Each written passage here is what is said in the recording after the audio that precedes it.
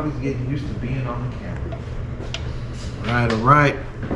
Welcome back. This is going to be, episode 11 of Shop Talk. And today's topic, I had some suggestions. This one might ruffle some feathers. This one is a controversial topic, man. Conversions.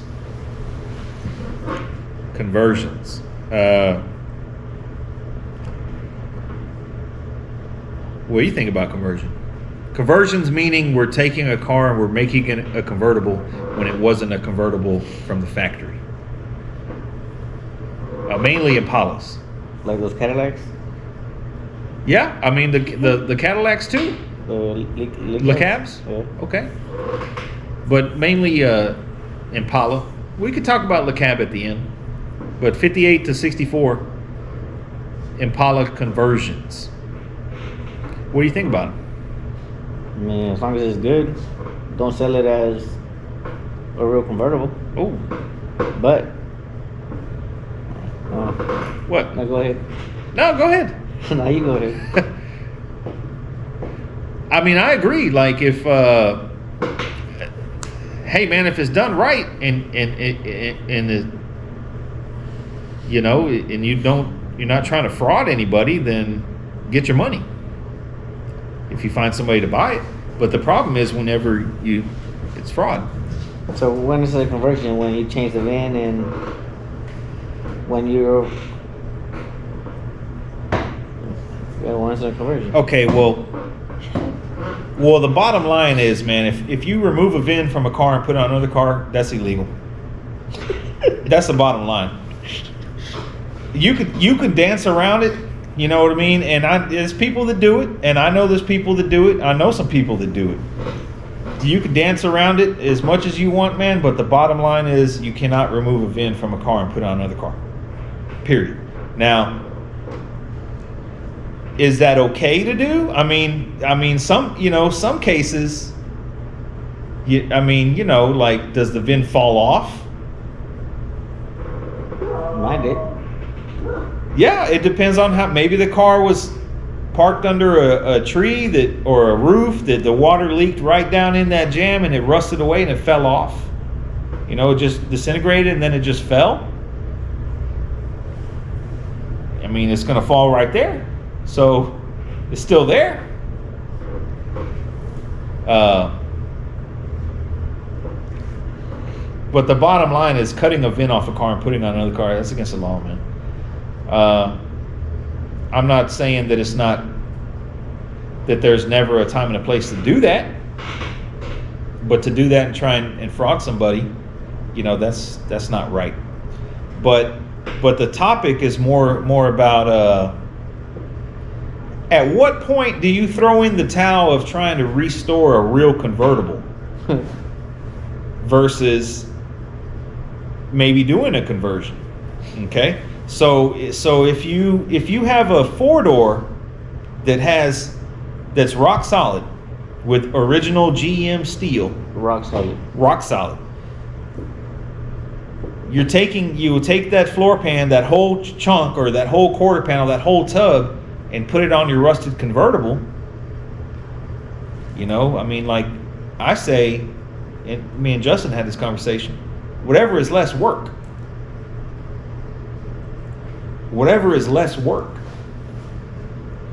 Now, if you do that and you take that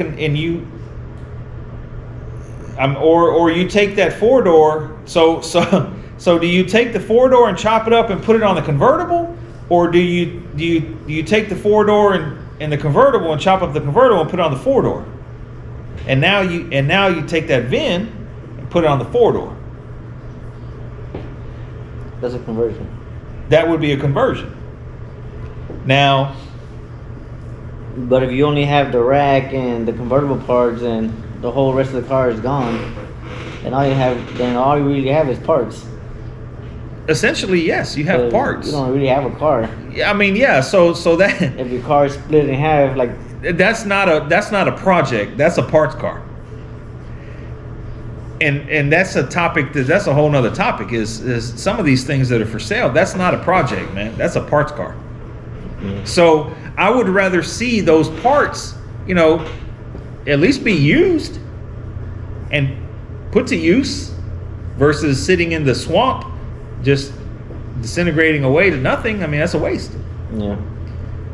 Or could you use those parts to repair your convertible? I mean, you know what I mean? It's touchy.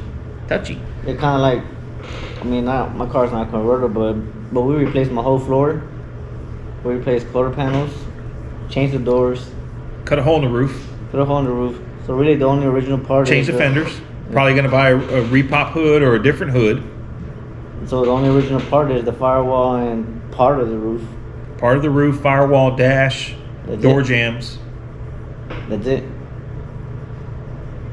Yeah, pretty much. So kind of the same thing as As a conversion, basically. So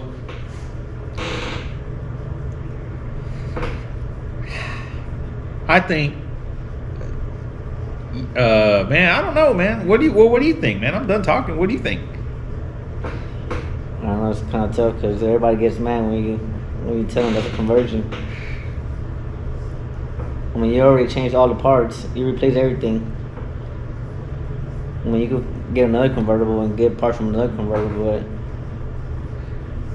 why didn't you just take those parts and put it on a solid 64? I mean, a four-door. 4-door. I mean, it would have been easier. Just change the quarters, cut the roof off, get the right convertible parts. I think the issue comes when it's not mentioned.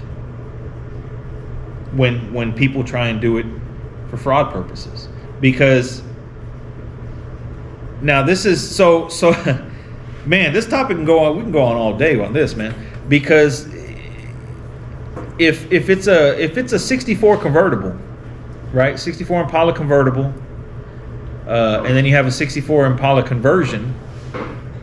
Like they made real convertibles in 64. Yeah. Now we're if you talk about like a box Caprice where they made it a convertible because that wasn't offered, or a 2-door big body, they made it. That's a totally different topic. We're talking about cars that were made as convertible at one point, but you want to take one and make it a convertible. In my personal opinion, I don't see anything wrong with it as long as that's disclosed when it comes time to sell. Yeah. The problem is when it comes time to sell, and it's and you rip somebody off. Yeah, but you also gotta know what you look for. I mean, we buying a convertible, and I hope you know what you look for. I mean, But yeah, there's certain things. I mean, now they repop like the lower rocker reinforcement. They repop that. I mean, when we replaced the floor on this car, we had to cut the pillar braces to get the floor to fit. So then we had to weld that back up. So if somebody saw that and said, "Well, wait a minute, that shouldn't be cut there," well, we put a new floor in. Well, tell me how to put a new floor in without cutting that. I don't think it's possible. You got to cut it. Yeah, but there's also other areas you can look at to know that's a real. Yeah, little reinforcement up front, around the kick panel, the bracing on the lower rocker. Wheel wells. The wheel wells are different, sure. So the top can sit down. I don't know, man. The problem is when you got that 59 and you sell that thing for $200,000, man, and then the person runs the VIN and it comes back as a 4-door Bel Air. It's like, well, okay, somebody got lied to. Or you swap the VIN. And that goes back to how we started this conversation is you can't swap VINs. It's against the law. Now, some people don't care about the law. Okay, well, that's your business. But it's all good till you get caught. Shoot about that collective purpose then. Yes, that's another thing for collecting purposes only. Okay, I get it. I get. Trust me, I get it. Disclaimer.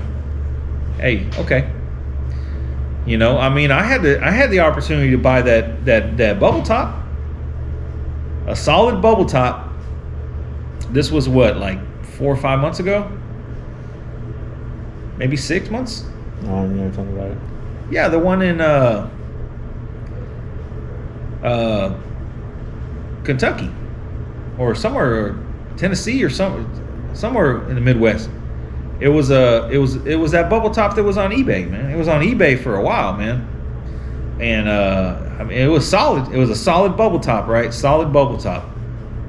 No repair. I mean, other than quarter panels. Original floor, solid. Trunk floor, solid. The roof was solid. Where the roof meets the quarter, solid. All the glass channels, solid.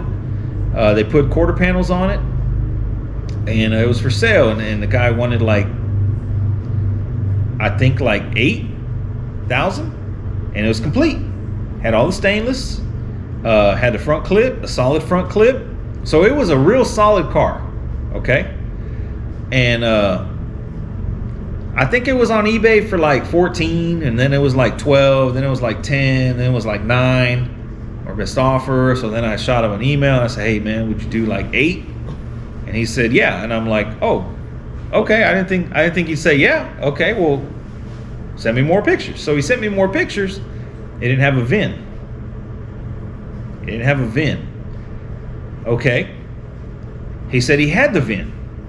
He had the VIN in a Ziploc bag. And it was in the trunk when he bought the car. When he bought the car, the VIN was in the trunk. And he bought the car, of course, you know, it's always a story. It's, you know, hey, my friend, I bought it from a guy that was sick. He had health issues and he had to unload the car for medical expenses, and I bought it to help him out. And I bought it. And when I got the car home, I realized the VIN was in a Ziploc bag in the trunk. Okay, but I've ran the VIN, and it comes back to a 61, you know, 2-door sport coupe, which is a bubble top, and it's legit. Okay. What do you do? I would have bought it. Okay, I would have too, but I told him put the VIN on the car, then I'll buy it. He didn't want to do it. He didn't want to put the VIN on the car. Why? You don't want to be liable? He didn't want to be liable because it's illegal. So it's always so easy. Like, oh, you just need just put the VIN on and you just go down to the courthouse and you get you a title. Okay, well, you do it. Well, you do it and call me when it's done, and then I'm going to bring the money. If it's so easy. So I was like, you know,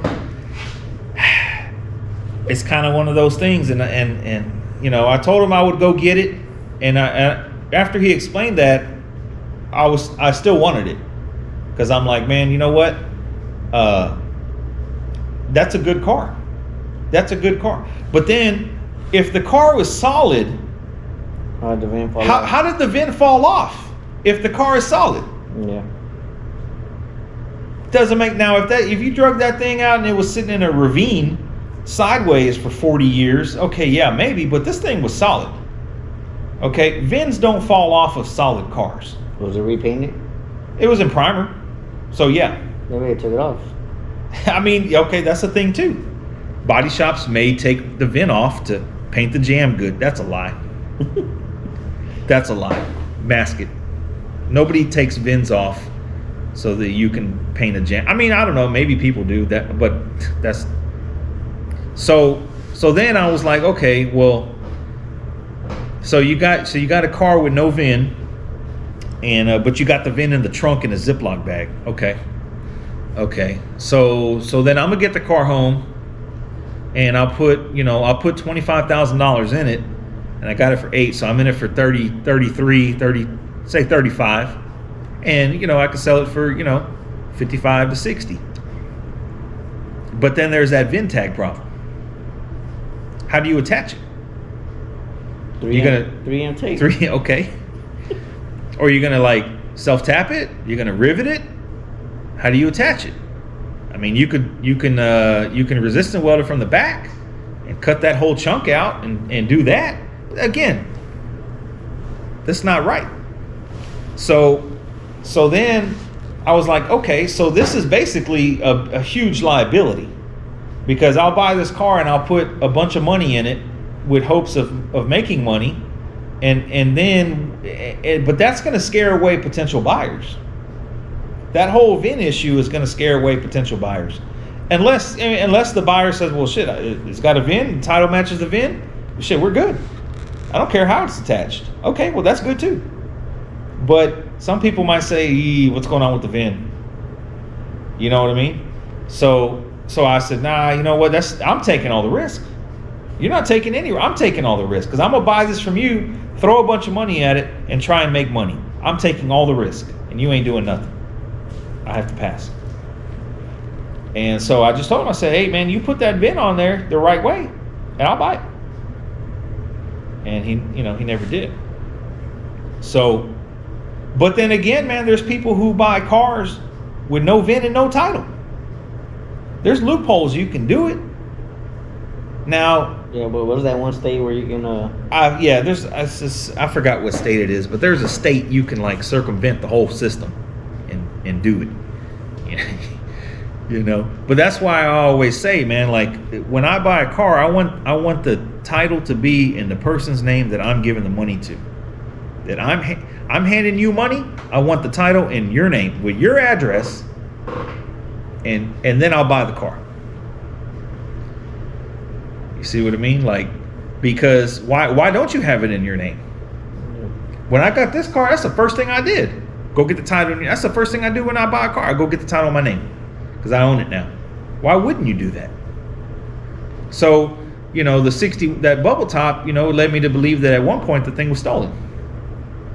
It might have been stolen 40 years ago. It might have been stolen 10 years ago and parked somewhere, you know, but I think it was stolen. But if he had a clean VIN and a title with it, put the VIN on it. Why ain't you put the VIN? I don't know. That's for him to answer.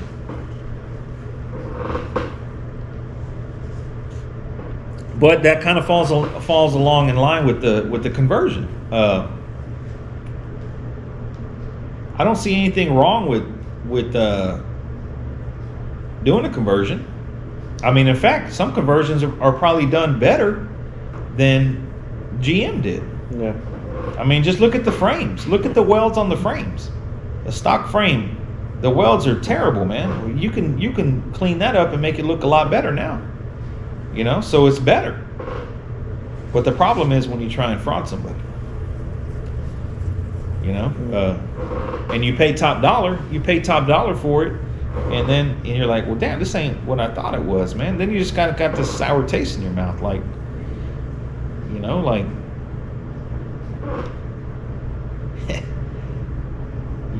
It's like buying fake Jordans. You know what I mean? Like, nothing wrong with that. There's nothing wrong with fake Jordans. Just don't say they're real. Because some of them fakes look pretty damn good, man, and they're a fraction of the price. Yeah. I'll wear fake. I don't own fake Jordans, but I will wear fake Jordans. And if somebody says, "Damn, man, they're clean," well, they look good, but they're fake. You know, well, damn, they still look good. I don't care about shoes, you know, like, but don't go around saying it. It's like wearing a fake gold chain. With your neck all green? Yeah. The thing's all molded and shit. Like, you know, I don't know, man. Like, do you think it's wrong to do a conversion and a VIN swap? Me, personally? Yeah. I mean, if you bought it, if you own both cars.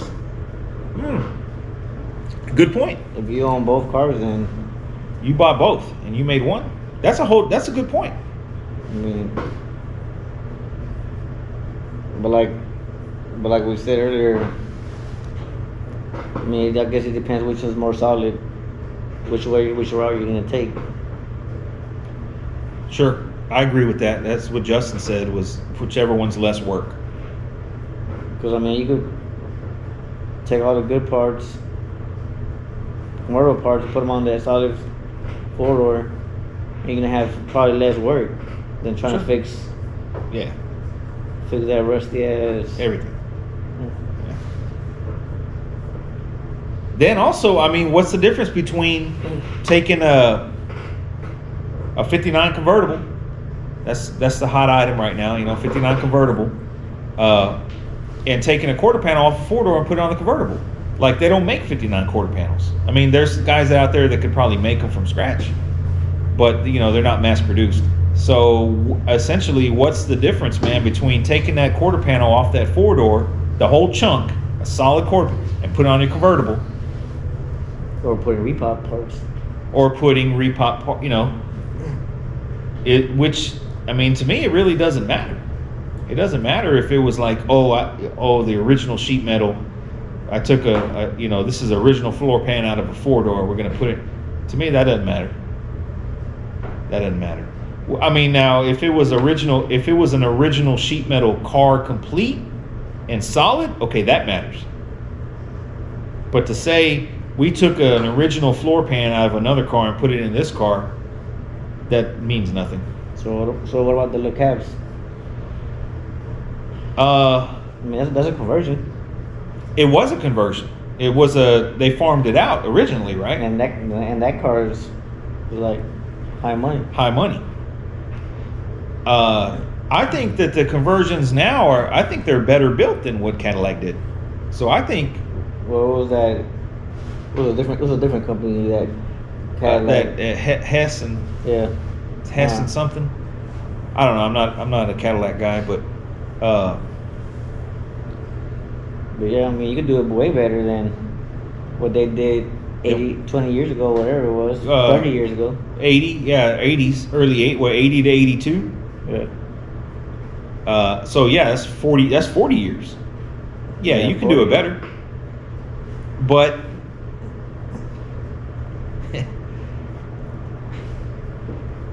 I don't think you can ever beat the real deal.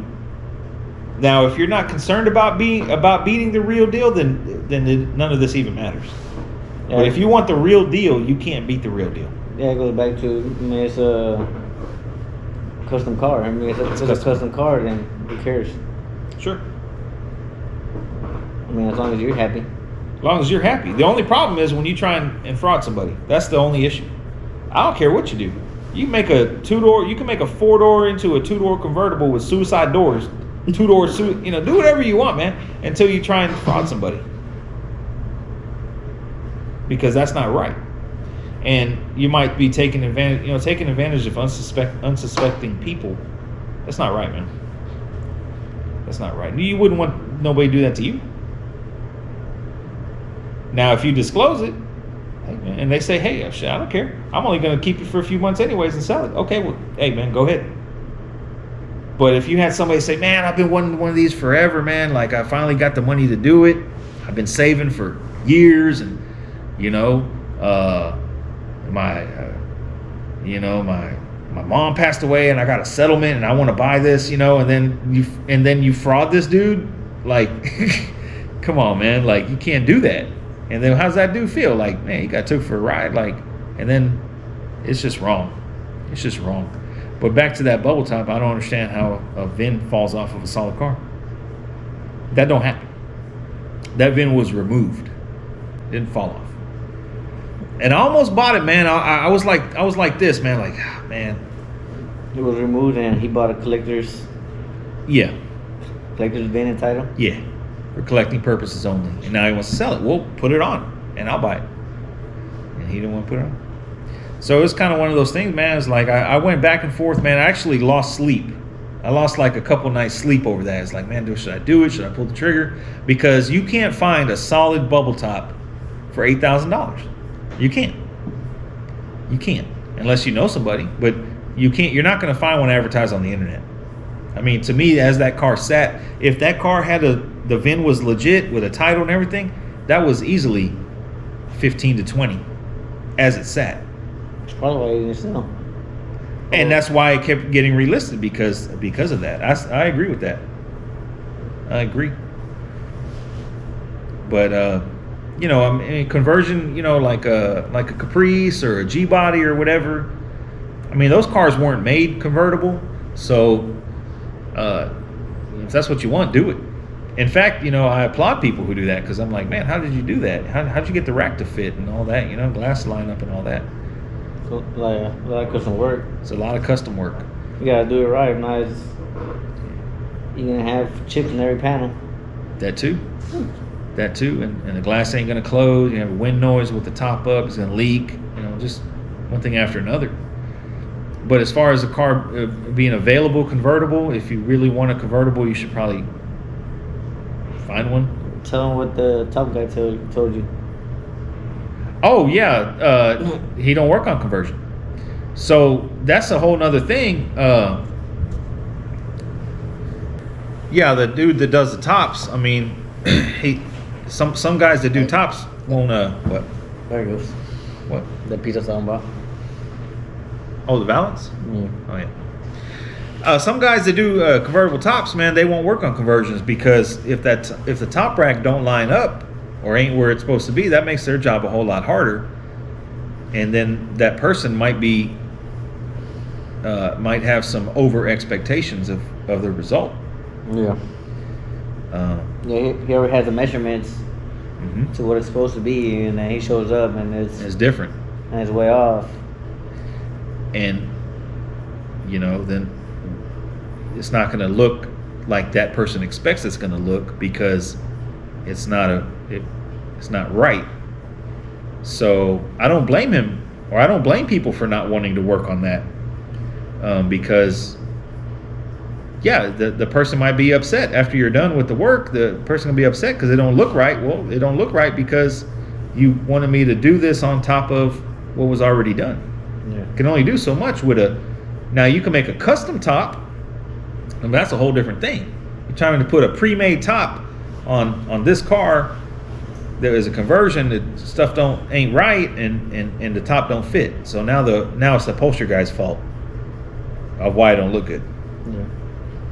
Yeah, and he told you he knows what to look for. Sure. Break hearts, man, when you show up and say, I can't do it. Can't do it. Why you can't do it? Well, because it ain't gonna look right because it ain't what it is.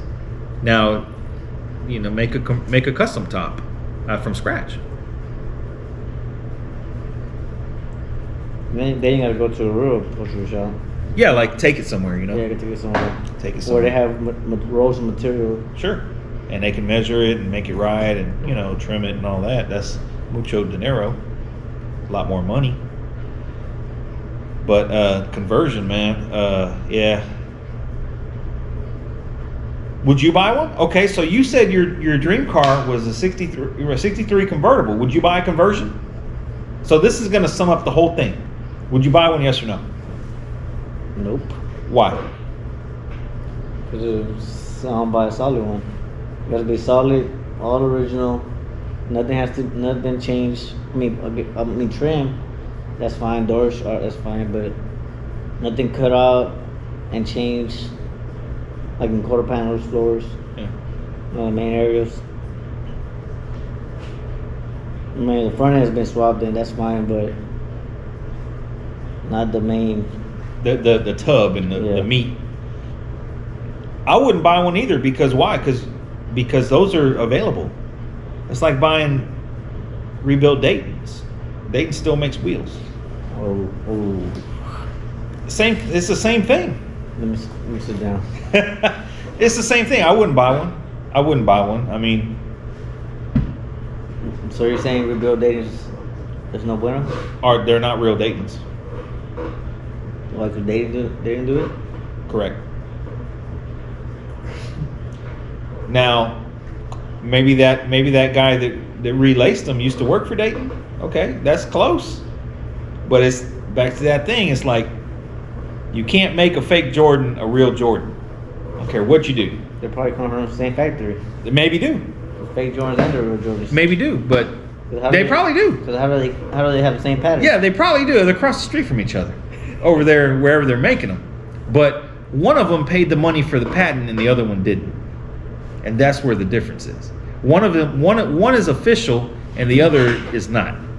So, I mean, how would you feel if you had a company and doing whatever you do, and then another one bootlegged your stuff, and you'll say, well, I paid money. I paid money for my insurance. I paid money for my trademark. I paid money for my patent, and now you're going to bootleg it. And yeah, we do get the steel from the same place. We do go to the same chromer, but this is mine. This is my style that you copied. You know, or you're telling somebody, hey, this is that they copied. Yeah, we're gonna sue them. You're gonna sue them because they're fake. Yeah. Because they didn't do the work. They don't want to do the real work, the paperwork. They don't want to do the tax work, stuff like that.